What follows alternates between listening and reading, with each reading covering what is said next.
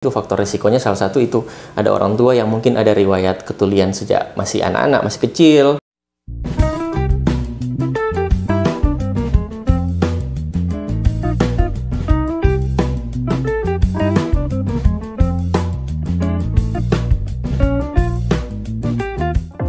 Halo Sobat Hermina, jumpa lagi dalam Hermina Podcast. Kali ini podcastnya edisi yang spesial karena di bulan Maret ini kita sedang memperingati Hari Pendengaran Sedunia, tepatnya di tanggal 3 Maret 2024. Kali ini kita akan membahas mengenai gangguan pendengaran dengan tema yang kita angkat itu ubah pola pikirmu, mari peduli, tuli dapat kita tangani. Nah, kali ini kita kedatangan narasumber yang kompeten di bidangnya, yaitu Dr. Rian Waranei Palandeng, spesialis THT BKL. Dr. Rian merupakan dokter spesialis di Rumah Sakit Hermina Manado. Oke, mari kita sambut. Halo Dokter. Halo Kakak. Gimana kabarnya nih Dok? Sehat. Kakak gimana kabar? Puji Tuhan baik Dok. Nah Dok, kita kan kali ini membahas tentang gangguan pendengaran. Nah Dok, bisa jelaskan sedikit nggak Dok tentang apa sih ini gangguan pendengaran? Apakah dia sama dengan tuli atau berbeda Dok?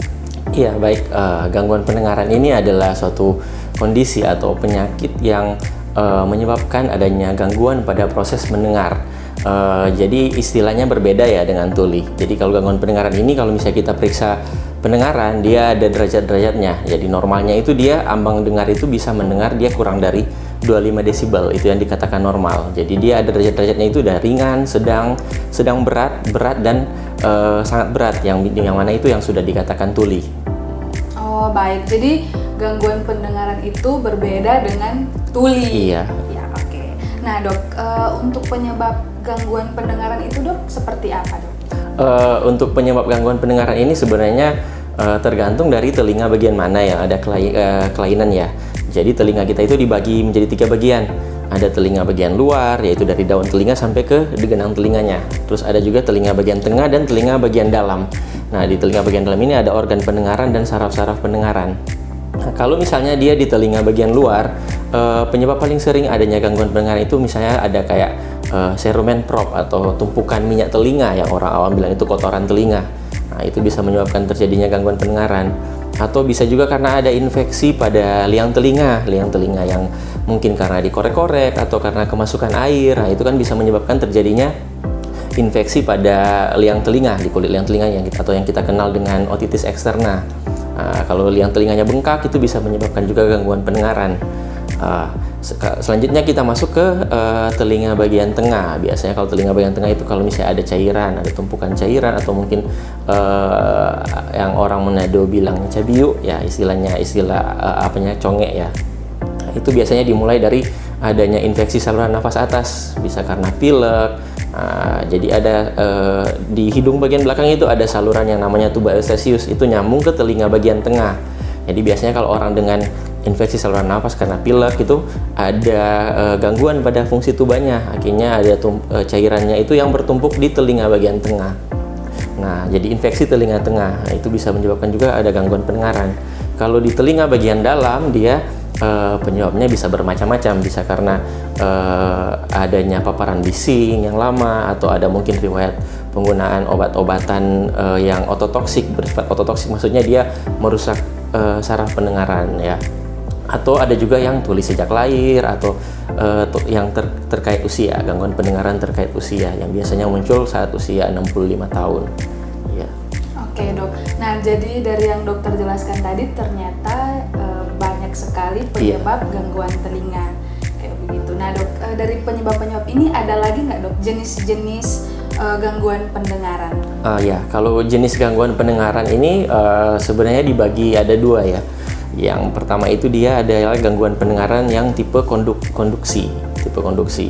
Nah, yang kedua itu ada yang tipe sensorineural dan tipe saraf. Ada juga yang gabungan konduksi dan sensorineural atau yang kita bilang gangguan pendengaran campuran, tuli campuran. Nah, ini biasanya tergantung dari yang telinga mana yang terkena. Kalau misalnya dia di telinga luar dan tengah, biasanya dia yang jenis konduksi karena dia ada gangguan di hantarannya. Kalau misalnya dia telinga bagian dalam itu yang sensorineural, yang gangguan pendengaran saraf. Nah dok, muncul pertanyaan nih dok, kalau misalnya gangguan pendengaran itu apakah berpengaruh dari keturunan atau gimana dok? Iya, ada juga sih yang namanya gangguan pendengaran atau tuli kongenital. Jadi yang sejak lahir, biasanya itu faktor risikonya salah satu itu ada orang tua yang mungkin ada riwayat ketulian sejak masih anak-anak, masih kecil, atau bisa juga karena adanya infeksi pada waktu ibu hamil, infeksi TORS, atau mungkin bayi baru lahir itu dia yang prematur, berat badan lahir rendah, dan ada riwayat dirawat di NICU. Ya.